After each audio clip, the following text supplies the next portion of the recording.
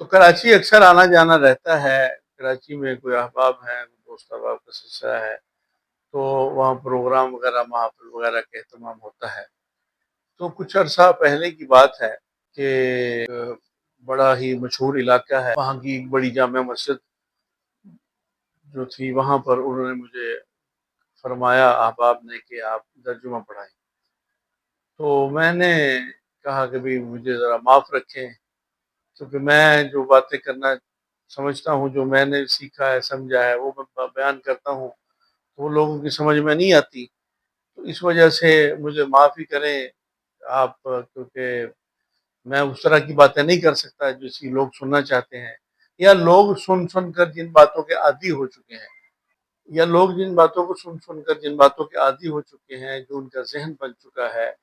اور پھر وہ اسی طرح کی باتوں کا ایک یہ بھی ایک فینومینا ہوتا ہے، ایک فوبیا ہوتا ہے، جس طرح کا ایک انسان کی مینٹیلٹی ڈیولپ ہو جاتی ہے، کر دی جاتی ہے، ایک ماحول، ایک تربیت، ایک باتیں۔ تو میں نے کہا بھی میں تو جو قرآن و سنت کو سمجھتا ہوں، میں تو وہی بیان کر سکتا ہوں۔ اب اس میں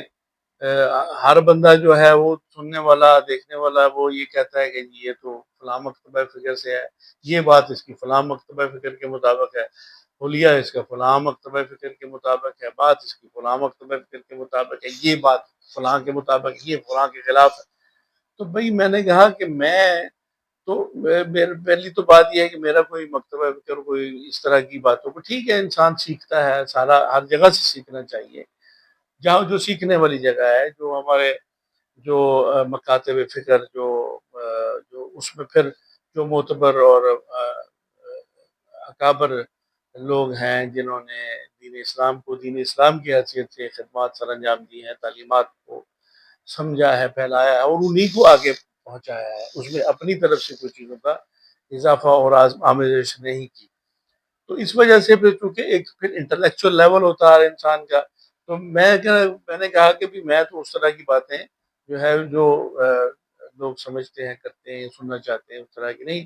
بات جو ہے وہ صحیح ہے، وہی کرنی ہے، چاہے وہ کسی کی سمجھ میں آئے، کسی کو پسند آئے یا نہ آئے،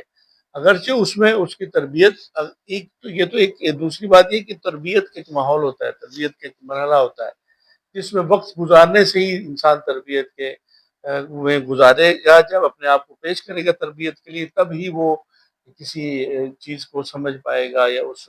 لیول تک پہنچ پائے گا۔ لیکن جب ہم کسی کو بیک جنبش قلم جس طرح کہتے ہیں کہ ایک ہی چشم زدن میں اس کی ایک بات کو پکڑ کر اس کو اپنے مکتبہ فکر سے خارج کر دیتے ہیں، اور دوسرا اس کو اس سے فارغ کر دیتا ہے، تیسرا اس کو اس سے کر دیتا ہے، تو پھر وہ انسان جو ہے، جو ایک حق کی تلاش میں، جو کسی بھی مکتبہ فکر کی، کسی فرقے کی آمیزش کے بغیر، کسی آلائش کے بغیر اپنے آپ کو خالص دین کی طالب علم کی حیثیت سے سمجھنا چاہتا ہے اور جاننا چاہتا ہے، سیکھنا چاہتا ہے، تو پھر اس کو اس کی اجازت نہیں دی جاتی،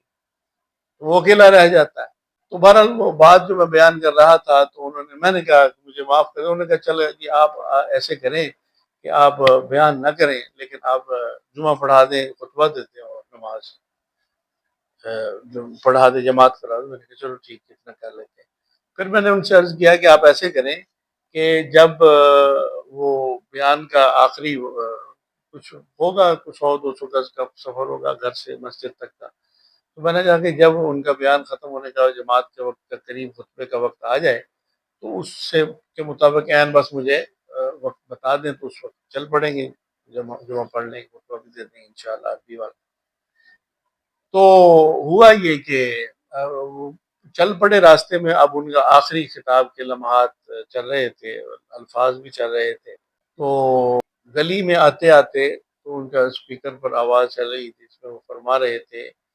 کہ حضرت شیخ عبد القادر جیلانی رحمۃ اللہ تعالی علیہ،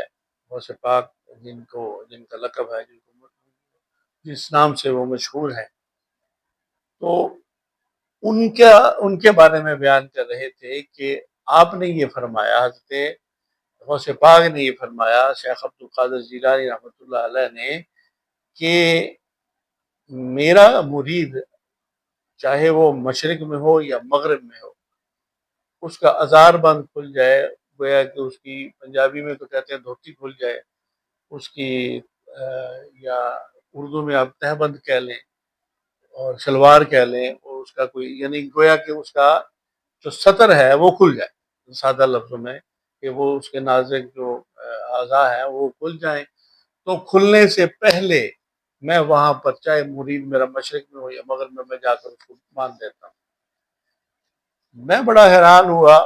کہ یہ بات کرنے کی کیا تک ہے، اس سے کیا آپ کون سی تربیت کر رہے ہیں، کون سی دین کی تعلیمات کو آگے پہنچا رہے ہیں، یا غوث پاک کی یہ کون سی ایسی خدمت ہے یا کون سی ایسی تعلیم ہے، کہاں پر آپ نے انہوں نے کہاں پر فرمایا ہے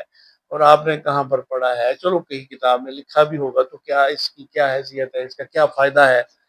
امت کو مسلمانوں کو اس واقعے سے کیا تربیت حاصل ہوتی ہے، یا اس سے کرامت آپ ثابت کرنا چاہتے ہیں، گویا کہ آپ کی عقیدت و محبت غوث پاک سے اور زیادہ بڑھ جائے، تو اس کے لیے ان ایسے سہاروں کی تو ضرورت نہیں ہے۔ وہ جو شخصیات ہیں جنہوں نے دین کے لیے اپنی ساری زندگی کو کھپا دیا اور پوری زندگی انہوں نے اللہ کی راہ میں اللہ کے نبی صلی اللہ علیہ وسلم کی سنت کی اتباع میں زندگی گزار دی اور اللہ کا قرب حاصل کیا، ہمارا یہی خوش گمانی ہے، ہمارا اچھا گمان یہی ہے کہ وہ اللہ کے ولی تھے۔ تو اب ان کو ایسے کسی جھوٹے سچے سہاروں کی تو ضرورت نہیں ہے، یا آپ ایسی باتیں کر کے تو ان کا یہ مقام اور مرتبہ ہے یا ان کا یہ کام رہ گیا ہے کہ وہ لوگوں کی دھوتیاں باندھتے رہیں مریدوں کی،